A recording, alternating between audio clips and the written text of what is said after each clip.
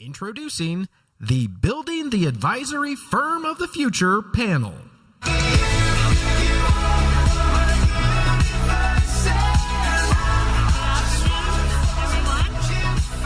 you for joining us this afternoon. It's great to see you again. I met some of you this morning. My name is Lori Schultz. I'm the chair of the Board of Risk Allies. It's a real privilege to be here. And we've got this rock star panel, Diane, Jennifer, and Johanse, and they're going to talk to you about all of the amazing things they're doing to drive growth in particular. And I thought we'd kick things off with each of you maybe sharing a little bit about your practices, where you're based, how big you are, and maybe a little bit of what you're focused on. Great, thank you. My name is Diane Young. I'm managing partner of Arrowroot Family Office, and we're basically four firms that have merged together over the last couple years, including my merger which was a Zoom merger. And we now have offices in Los Angeles, Northern California, Detroit, where I'm based, and then Charlottesville, Virginia. And we have about $250 million under management, and our goal is to be $1 billion company in the next 5 to 6 years. Not a lot of spare time for you then. Great. My name is Jennifer Beccarella. I'm out of Ann Arbor, Michigan. The name of my firm is Boca Financial. I was an executive at a large broker-dealer for 25 years up until last year, and I decided that I wanted to go into full-time production. So I made that leap, and I named my firm Boca because I'm a hobbyist photographer, and I love the blur in the background of a picture. So the tagline of my firm is helping bring your financial picture into focus. I'm hoping to create, it's just me and my administrative assistant, but I'm hoping to create a multi-generational practice for my children. Very cool. My name is Johannes Harrison. I am the founder of MoneyScript Wealth Management. We're in Dallas, Texas. We work with about 300 families nationwide. Up until 18 days ago, I was a solo practitioner, and we just hired our first advisor, so really excited about that. Our goal is to make it to $100 million in the next 2 years. Awesome. Well, listen, I'm going to keep the mic with you. So we're in a very interesting environment right now. I'd love for you to share kind of how you define growth, how you prioritize it relative to your other activities, and maybe if you could reflect on one or two things you're doing right now to drive growth, that would be great. Well, the first way that we're driving growth is me not being the only advisor at the firm. That took me 5 years to be ready to let go of doing everything. Of course, it started, I was able to get some staff very early on. My wife came in and helped in the practice, and then we got more staff to help with other things. I don't know what a Schwab form looks like anymore. Haven't seen one in years. But that was one of the major ways that we looked at driving growth is how can I free up more time to be in front of more clients, to do more public speaking. I do a fair amount of public speaking in different industries, particularly in the emergency room physician industry, and with medical students and in schools. I'm a big proponent of financial literacy. So I felt one of the best ways that I could grow is get from behind my computer unless I'm actually meeting with clients. So I don't want to trade anymore. I don't want to do paperwork. I don't want to do any of those things. So that's number one. The second way that we are growing is through referrals. I've always had a referral-based practice. I always ask clients for referrals. We have referral emails that go out. And as a matter of fact, for our 300 households, we can trace about 70% of our clients all back to one person. And that started while I was getting licensed in 2001. I met a young lady, asked her for some referrals. She gave me one. That one turned to two. That two turned to three. And then there's one person also in that group that is responsible for helping me get into all of the medical societies to be able to speak. And that's where a lot of our clients are coming from. So referrals for our practice is the way. The first script that I ask my new advisor to learn is the referral script. So I wrote up a referral script. I said, I need you to learn this. This needs to be a very comfortable way of you speaking to your clients, to your prospects, to your friends, so that you can turn 1 into 2, 2 into 3, and 3 into 100. Two great elements to growth strategy. Jennifer, what would you add to that? I got pretty lucky because in my corporate role, I had recruited thousands of advisors over the years. So I had built a small practice when I had decided to leave, and I had at least 10 advisors ask me to buy their practice last year. And I was able to kind of be choosy, and I picked one advisor that I partnered with and bought his practice out in a period of 30 days. It was very quick. He had some health-related issues. It took my assets under management from 35 to 75 million in 1 month, and the clients, it was really interesting. This happened in August, and so when he was introducing me to everybody was just happy, right? The market was doing great. Oh, we love Jennifer, bring her in, this sounds fun, and then wham, this year happened. But I'm really glad that the market did what it did, because it really actually forced all of those clients to spend some time with me, and we had to date each other. Because when you buy a practice, they didn't pick you and you didn't pick them, and so you're going through that process of really trying to get acclimated and really kind of trying to start a financial plan from the beginning. So that part has been really interesting, and I'm also the part of 5 other succession plans down the road, if those do come to fruition. My organic growth comes from the sidelines of sporting events. Both of my kids were athletes, and I sat on the sidelines with a lot of people, and I call them, they're my centers of influence. For years, as we watched our kids excel, we talked about the things that were going on in our life and our career, and anytime they'd ask me to be their advisor, I would say, listen, I'll team you up with somebody great, but I just got my plate full right now, and now I'm able to reach out to those individuals and bring them in. So it's been a really great growth model for me, and I'm looking forward to expanding on it. Great.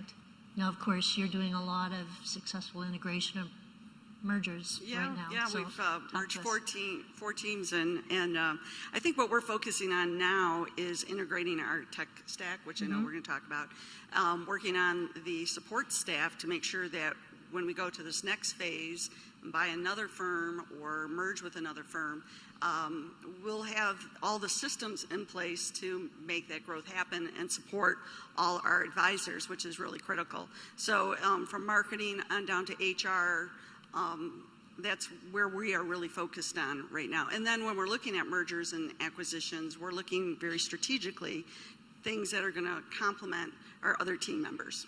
Right. Can I just ask you to expand on that? So as you consider maybe your next 4 mergers or acquisitions, like what are the attributes that you're looking for? Well, I'm looking for personalities that mesh well with us. So I look at who we all are together, and I kind of jokingly say we're a little misfitty, that, we didn't fit well in with the roll-ups that were coming in. I kissed a lot of frogs. I actually started my merger journey probably 15 years ago, as far as like looking for my succession plan and, building my organization so that it could be sold someday or junior. And it, you kiss a lot of frogs, and what you thought you were looking for maybe wasn't what you were looking for. So, and also the pandemic created a new world for me. I would have never considered a firm out of California. I'm in the Midwest, I'm in Michigan, but I will tell you, he did approach me in February or March of 2020, and I saw palm trees, and I was like, sure, I'll take your call. So as I looked at that, so our next, we want people who are like-minded, fiduciaries, people who are very committed to excellent client experience in that, and also innovative. We're not looking for people who want to be dinosaurs, so. Just a quick question for all of you on growth. So we're in a very chaotic market right now. I'm curious if your growth approach in this market is that different from more normal times. Maybe it's the exact same formula, maybe it's not. I'm just curious how you'd answer that question. It is the exact same formula for us. It's just at a higher execution level. We all know it. There's lots of people out there that are fearful right now. They don't know what to do. They don't know who to turn to. They've got 17 cents sitting in their Coinbase account because they put, money into crypto, and just didn't know what they were doing. So right now, what I'm finding is that the more we can be in front of clients with timely content, the more I can ask them, who do you know that, it may be looking for this kind of service? Or actually, I take that back. I don't ask that question. I don't say, who do you know to be looking for the service? I ask specifically for a name. One of the best referral tools that we have had recently is, and they did a breakout session earlier, was with Encore Estate Plans. I mean, how many of your clients have an estate plan? Okay, clients have estate plans. Do you know the people that they named as their power of attorney or their medical power of attorney? Do you know that individual? Are they a client? One of the best things we started doing is saying, hey, is it okay if we reach out to that person and let them know what it means to be your power of attorney, of your medical power of attorney? Sure. The other thing that's happened is we've asked clients, hey, send this document to your medical power of attorney, send this document to your financial power of attorney. And that has caused our phone to ring because that person says, hey, I need an estate plan too. So right now, it's just executing at a higher level because there's so many people that, you know, have lost 20, 30, 40, or 97% of their money, and they just don't know what to do yet. Sounds good.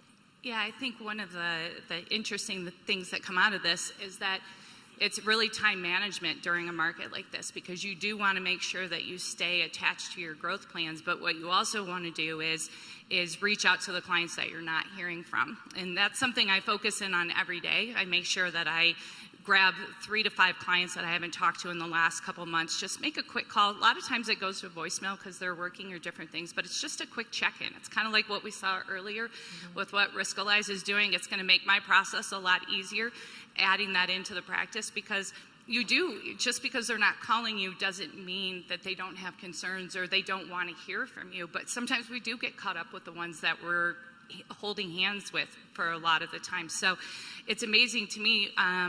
I had the best referral month I've ever had in September. I had 6 referrals, and they were all from clients that I just did that random check-in with and just said, hey, you know, this is a hard time, and I know people have questions, and I'm always here for, you know, advice or to help somebody or help your children or anything like that. You know, make good decisions. You know, we want to do the opposite of what the napkin said earlier, right? You know, we want to be able to teach people to hold on during these times, and if anything, help them to make sure, like beneficiaries and things like that are ordered. It doesn't always have to be about what the market's doing, but it can be about other planning.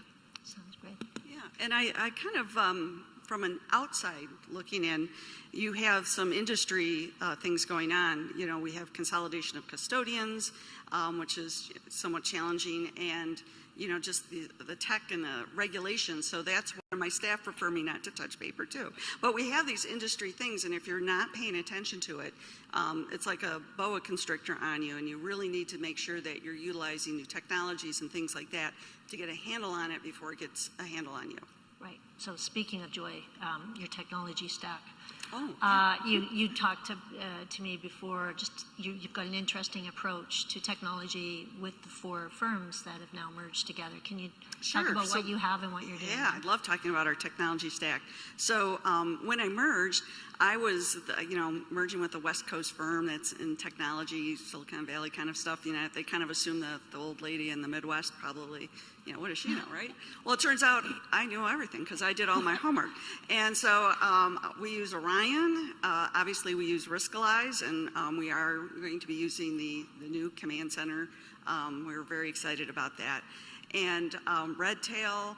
And we also use Holistiplan, which I think is one of the grooviest tools out there. I'm working on a case right now where I was able to like instantaneously look and go, I can sell a bunch of stock for this client because she has this huge carry loss forward that she's never told me about. So using these technology stacks to improve your client's life, but also improve your life, right? And uncover opportunities for you to act as the fiduciary that you should be acting as is really important. The challenge is obviously getting them all to speak to one another.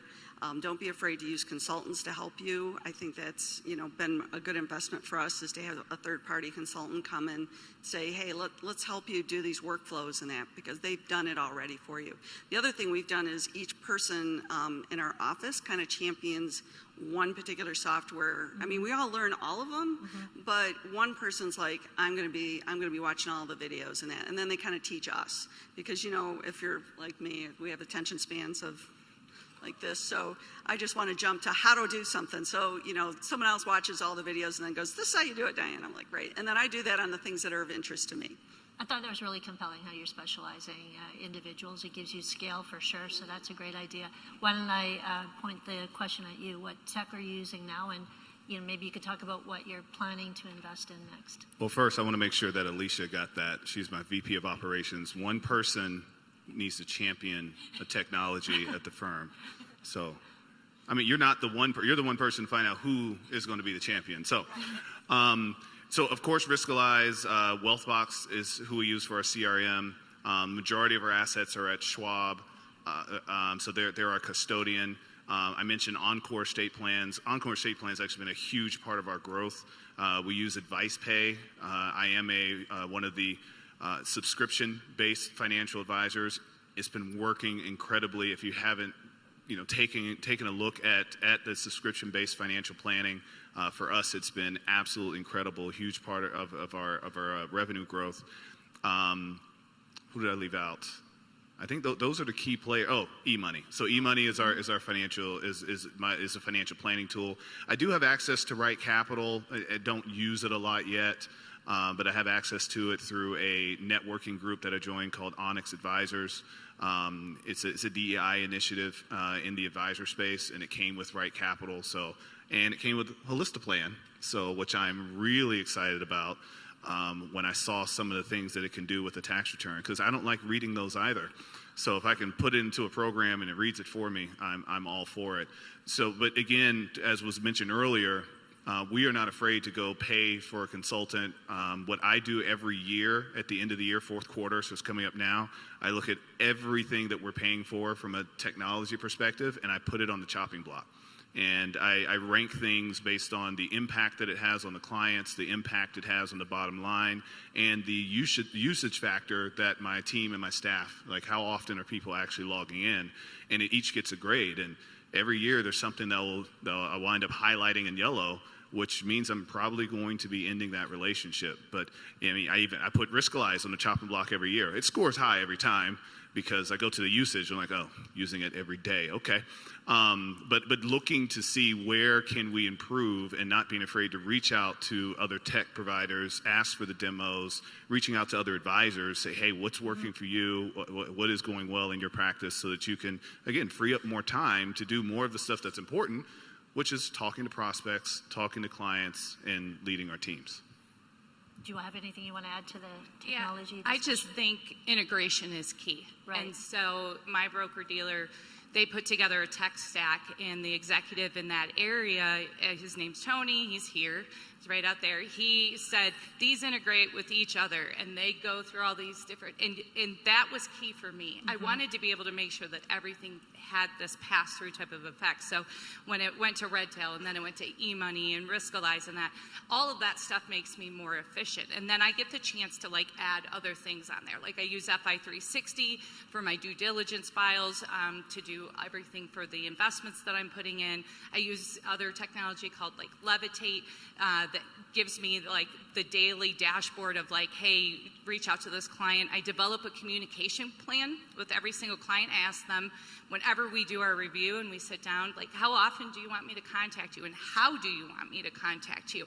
And if this happens in the market, what would you like me to do? And if this happens in your life, this is what I would like you to do, and how to reach out. And so Levitate kind of keeps me in that communication plan space. The last thing I did was just hire an amazing tech guy who does everything else. He makes sure that, all the antivirus and the phone systems, and that everything just functions every day, and the backup.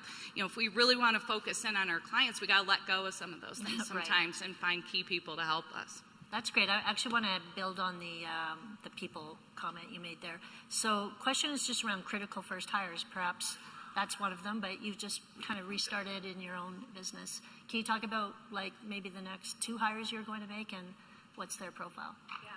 So the next hire I'm going to make is, the term in the industry sometimes is junior advisor.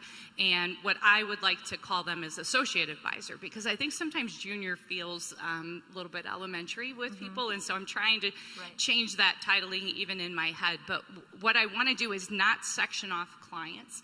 At this point, what I want to do is have us be a team, so that they see us doing meetings together, because one person might hear something that the other person didn't hear. And in one of the breakouts this morning, it gives me a chance to use my strength, which is the empathy part of me, and really talk to them about things, while somebody else is taking notes about the things that are being said, so that stuff can be put into the file, or follow-up type items. So that next advisor, I'm going to look for isn't going to look like me at all. They're going to be really great at all the things that I really kind of stink at. And I'm hoping when that person comes in, that it just feels like a team. What I always wanted with Boca was I wanted to build something where people had ownership, that we grew together. And so the fourth person, I have one kid in college and one that's going into college. They're going to work for somebody else before they work for me. But I'm really hoping that they would be my next hire. That's great. Well, maybe we can talk about retention of employees. It was interesting last Friday when we chatted on the phone about how many referrals you're all getting in this environment. I found that quite interesting. What about on the employee side? Is there a lot of cherry picking going on right now? Are you doing anything unique to retain your best staff? Can you talk about that? I'd be happy to talk about that because I forgot to mention one of the tech tools we're using, which is 15Five, which is an HR tool. And I was a little, let's say, kind of grumbly old lady when they were like, we're going to do this and check-ins every week. And I was like, meh. And then, but now I'm completely on board. And it's a great tool to use to like take the temperature on a weekly basis of how your staff is feeling. Everyone does it. And then it kind of goes up, and then you can use it to manage their career path. There's a management training. So my junior associate is actually going through the management because he's going to be managing our office someday. So that was really good. The other thing that I would recommend is as you're looking to hire on anything, operations, think about redoing your job descriptions and your job postings.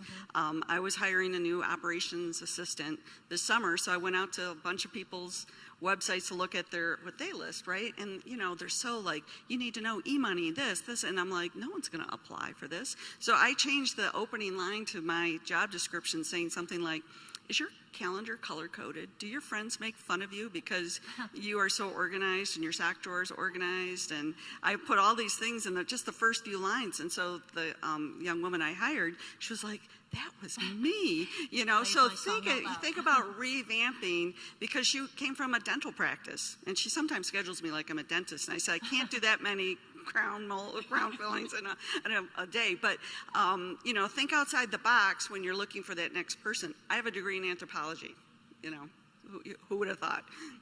A lot of out-of-box thinking there. How about you? What would you add? I would say one of the greatest things that we've implemented in our office to help build our team and retain our team is we made personal development a part of their scorecard.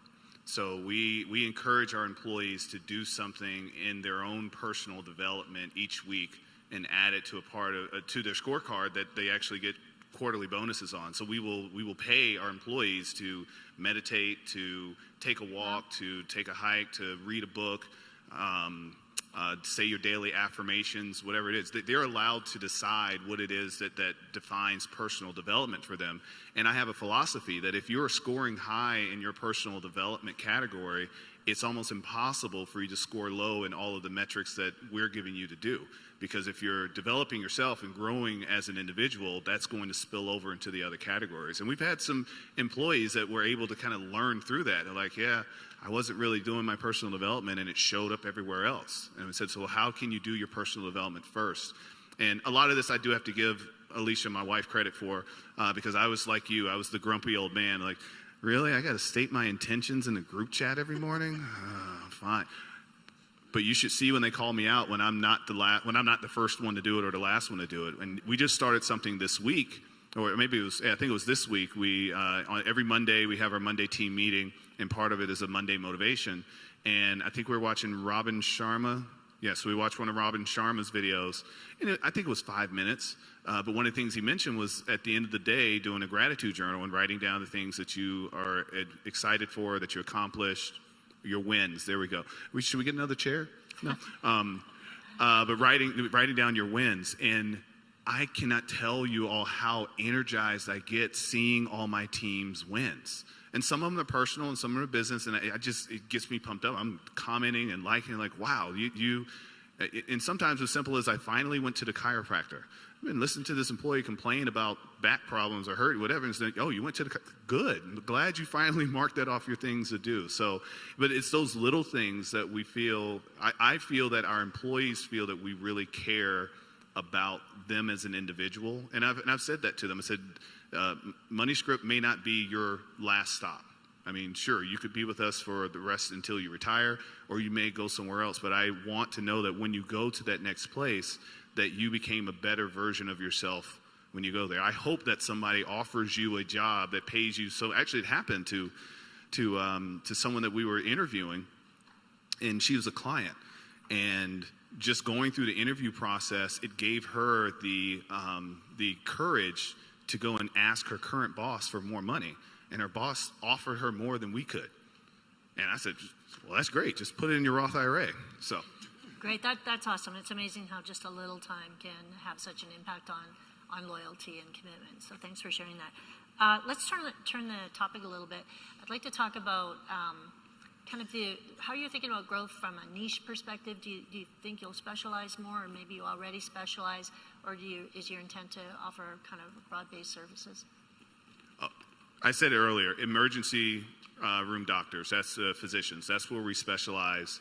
I attend a lot of their conferences, speak to medical students, speak to residents as well, and we continue to go even deeper in that space because there is a storm that's brewing for a lot of these medical students. The average debt for college students in the United States is around $20,000 to $30,000, depending on which study you're looking at, whereas the average debt for a physician is $200,000. And they've lived in the last 2.5, 3 years with 0% interest and no payments on those loans, and now their expenses have increased over the last 3 years in aggregate by almost 20%, and here come those student loan payments in January. Mm-hmm. So we're doubling down in that area because we know there's going to be a lot of, because every year there's a group of students that convert, or a group of medical students that convert to residents, and a group of residents that convert to attending physicians, and they're going to have a brand new list of problems that they're going to have to deal with that they haven't had to even think about since 2020. Thanks for that. You want to go? Go ahead. My niche is kind of interesting because it relates to my dad. My dad was a butcher. And so I spent most of my life in freezers and interesting things hanging from my garage ceiling and things like that, depending on what hunting season it was in Michigan. And what I found was that I can relate really, really well to farmers. And so, and because I know how to slaughter a deer, and I've been around a steer and things like that, it sounds very crazy, but what an amazing group it has been for me, because there's a lot of things attached to farmers. They're the people that work on their tractors, they're the people that provide them with like fertilizer and things like that, but I don't look like this, and I spend a lot of time going out in the fields. Sometimes I walk behind them and pick the eggs out from underneath the chickens, and I do all of that stuff, but that's something that a lot of advisors wouldn't do, but it was purely in my upbringing and my foundation. And I had to laugh this morning. One of my farmers sent me a picture of all the brand new chickens he got, and they're super cute, but I know what's going to happen to them. And but I also know what times of year are really busy for them, and I also check in with them to say, hey, the weather looks great, how's your crops doing, how's this going, things like that. So it's a niche I haven't really heard of before, but it has been just a great one in my business. Fantastic. Talk about know your client. Yeah, I just hope she's not the Jeffrey Dahmer. So my practice, personal practice, is women executives, professionals, and business owners. So my original firm before I merged was the Athena Financial Group, because she's the goddess of wisdom and protection. But some of our advisors, we have one that is actually a web. Is it Web3, the new term? That tells you how old I am.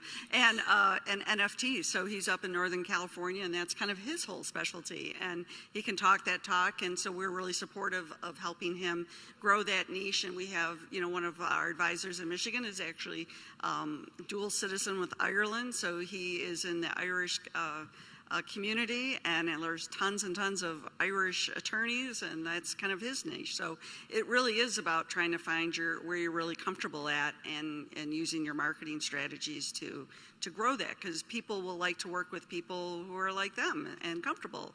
If a fancy pants suit shows up on a farm, I grew up in the country too, so out in Michigan also, they're going to get, what are you doing here from New York City, right? So they're not going to respond to that. So it is really important to support your advisors with appropriate marketing and make them feel comfortable instead of trying to force them into some market that is not comfortable for them. That's great. So I just want to bridge from this question. It makes me wonder, like, you're in a very competitive industry. How are you differentiating yourself against your local competitors? What is it about you that, compels people to go your way versus somewhere else? So, when I go to a networking, or back in the old days, I'm so glad to be finally back out with humans. But I remember sitting next to someone from a wirehouse, and she was like, "Oh, you're my competition." And I was like, "No, I'm not. There's 150,000 people in this town, and I can only help about 200. So, there's plenty to go around." So I don't think about my other people in my area as competition. We're colleagues, and I think people will gravitate to people that they're comfortable with. I don't want to take someone on that I wouldn't have over my house for dinner. So if we don't hit it off, then mosey on down to the next advisory firm and find someone that you are comfortable with. Right. So okay, thanks. How about you? I believe our competition is Gucci, Prada, and all the what is it, Shein or Shine, whatever, all those places that people, how do they say it? Shein, Shine, yeah, those. Our competition are the things that people waste their money on.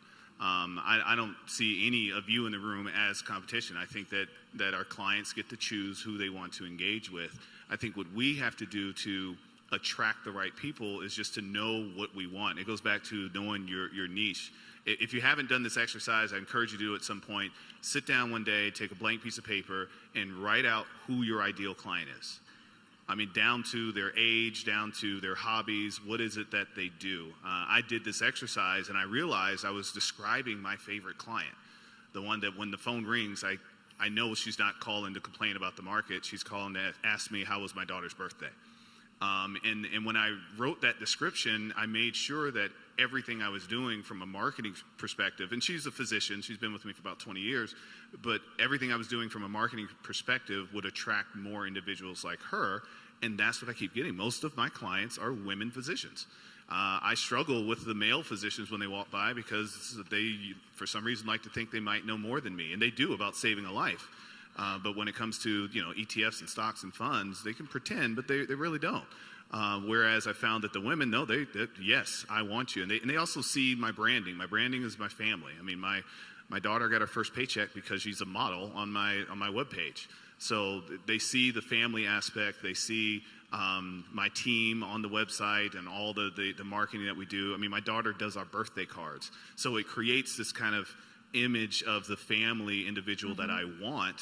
And as you mentioned, we want people that can come and enjoy dinner with us, or if I had a flat tire and I was nearby that client's house, I could call them and they would help me out. Those are the clients I look for. So I shouldn't have any. None of us should have competition with each other. Great, thank you.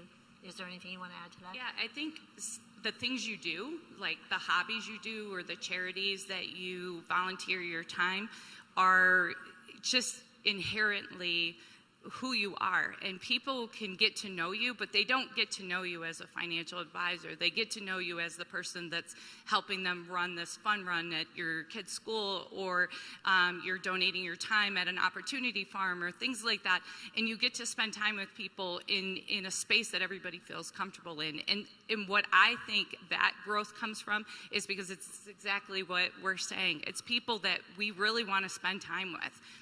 There's a thing that's been said that, like, if you get that pit in your stomach when a client's calling or when they're coming in for a meeting, maybe that client and yours relationship isn't right, and you should figure out whether or not they should stay in the practice. And I feel like that if you're really looking out and doing things within your community, you're going to attract people that love the things that you love, or doing hobbies, whether it's mountain biking or skiing or things like that. You can become part of clubs and groups, and I think those are just really untapped growth areas. areas, as long as you don't act like they're growth areas, as long as you look at them as just, I'm doing this because I love to do it, and then I think things can naturally develop. Such authentic answers. Thank you. I want to talk about pricing now. Of course, we're in a very steep inflationary period, lots of pressure to help our employees with salary increases. We're all experiencing increases in a lot of things we consume as customers. So I'm curious how you're thinking about pricing strategy for your own services in this market condition. So who would like to take that first? Happy to go. I got ahead of the curve years ago when I was doing pricing because I was like, there's just going to be fee compression going forward. And when I look at a lot of firms and I see that their fee schedule, is, 1% up to $20 million or something like that. I'm like, what are you doing differently for that client with $5, $6, $7 million that you're not doing for the one with $500,000? So I itemized out an entire, list of things that you can, and I let the clients kind of choose. Do you want this level of service, this level? So as a family office, we do traditional wealth management, but then we also have this very high level of concierge level service for families that really need really high level type work. Most don't, but some do. So, but our pricing, I think, is extremely competitive, and we use that as a differentiator out there in the market. Yeah. I get someone's statement, I can almost always cut them because I do keep my overhead low. Right. Thank you for that. Yeah, I think what I've been trying to do is making sure that instead of it being a pricing conversation, more so being a service conversation. Mm-hmm. So in this situation that we're in this year, my clients need everything updated. They may need to redo their Riskalyze questionnaire because they did it 2 years ago and they thought that things only went up. So it's really reaching out to them, not only checking in, but going, okay, what other things are you working on or things that are going on in your house? For the first time ever, we've had to talk about mortgage rates and real estate costs in regards to, can I afford this? Does this deviate from my plan? And so what I've tried to do is really just up my game and make sure that I'm adding every service that my client is looking for. And I do make that part of the conversation and say, is there something that I'm not offering as part of our relationship, that you would like? And then I use that feedback to be able to build for the next year of things that I would like to add in. All of my clients get a financial plan through eMoney. They go through the Riskalyze questionnaire. We do a lot of we always do reviews based on how they want them to do. So we're always just adapting that to the needs. So I'm not really having that pricing discussion right now, but I definitely know I have to make sure I'm taking the best care and offering the best service. Thank you.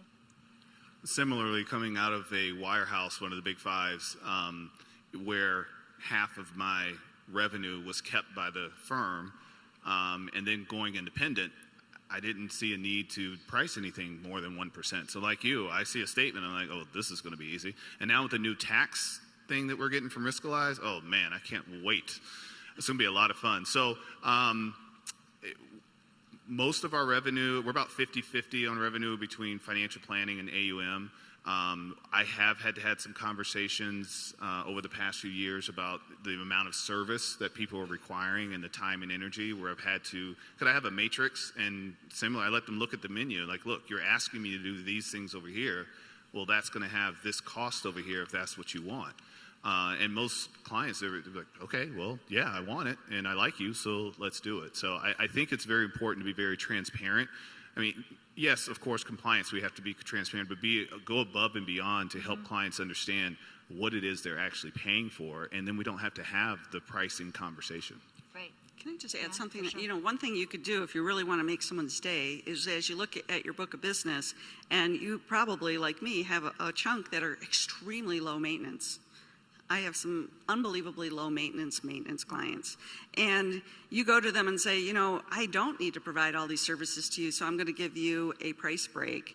You talk about getting some referrals, you'll do that. You don't have to give them a lot, but you go, I'm giving you 10% off, and you'll have a client forever and ever and ever, and you'll probably get referrals because they're like, wow, who does that, But Do you ever go the other way around?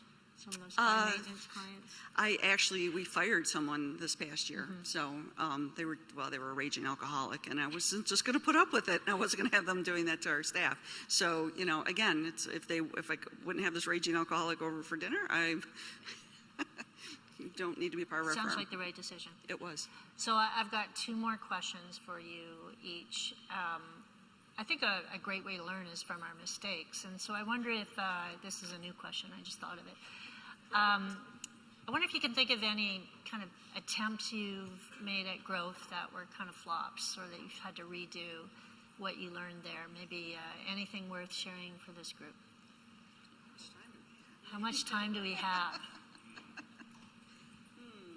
I would say that I think I'm currently thinking about the mistake. I said it right at the beginning. I'm currently listed as the succession plan on 5 different people.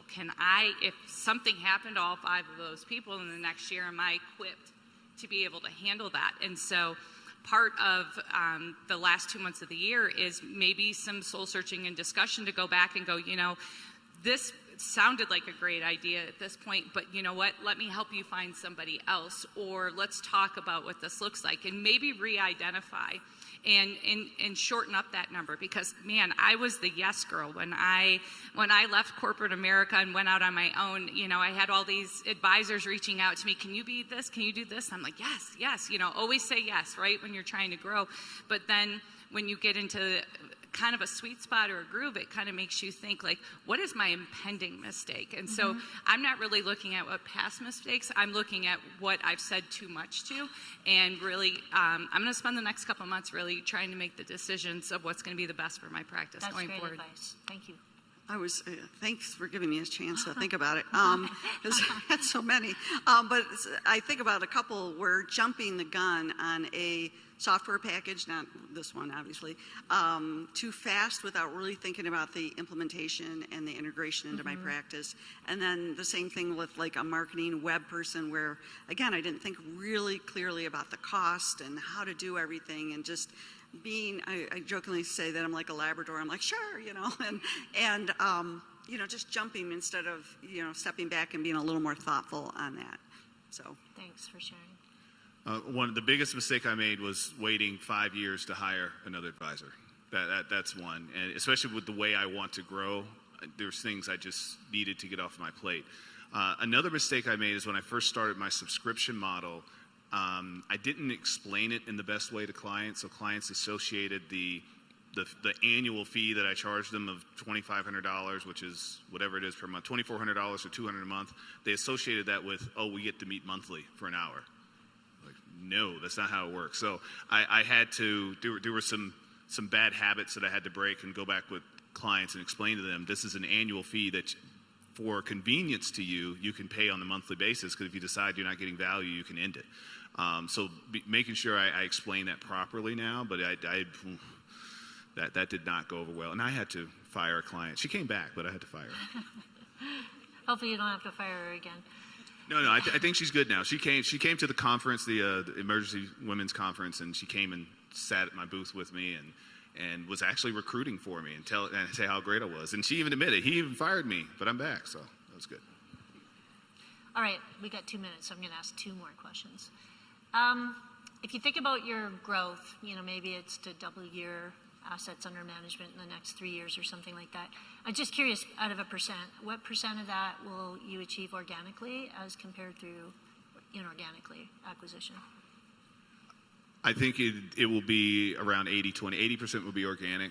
I am looking for, I did make an acquisition 3 years ago. Turned out to be very well. It was a great acquisition, great practice, some great clients came from it. It's just, for me, it's got to be the right fit. Yeah.